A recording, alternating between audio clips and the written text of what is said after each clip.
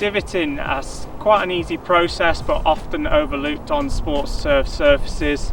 All you need is a divoting fork. It can be like this, a little small one on a stick, or you can use a standard garden fork.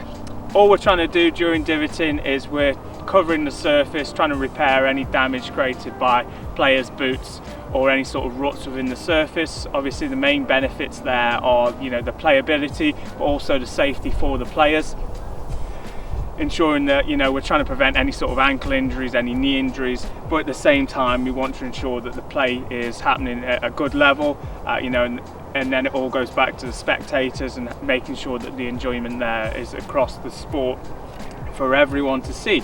So it's quite a simple process. We'll start on a few of these divots here and then I'll run you through them. Like I say, all we're trying to do is close in those gaps between any sort of bare areas of soil if possible. There might be situations where we can't divot, especially if there's some of the bigger, larger areas, but in those situations we might have to top dress and reseed and try and grow grass from the start again. But if we can divot, we will. If we do have situations where we've divoted and there's holes still within the profile underneath, that again we might also need to use some sort of topsoil root zone just to bring up the levels within the divots.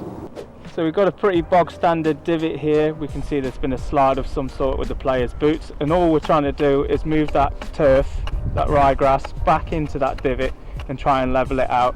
Once we've done that, what we can then do is just tap it down with his feet, just to ensure that the surface is level. Now when this grass regrows, obviously it will stand back up once it starts growing again, and then it'll then cover the area. It's during winter at the moment, so the growth is going to be a lot slower, but during the summer months that would be happening over a quicker period of time.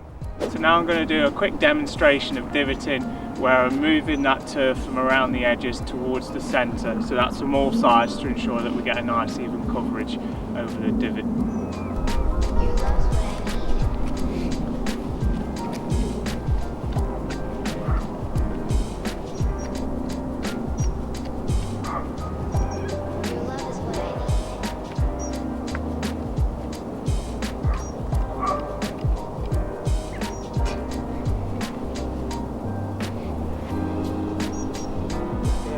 Incredibly annoying as a 10.